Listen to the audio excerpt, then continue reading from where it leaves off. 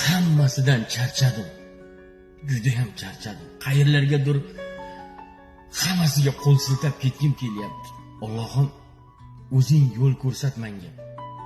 Sendan boshqa sig'inadiganim yo'q. Sendan boshqa dardlashadiganim qolmadi. O'zing yuragimga kenglik bergin.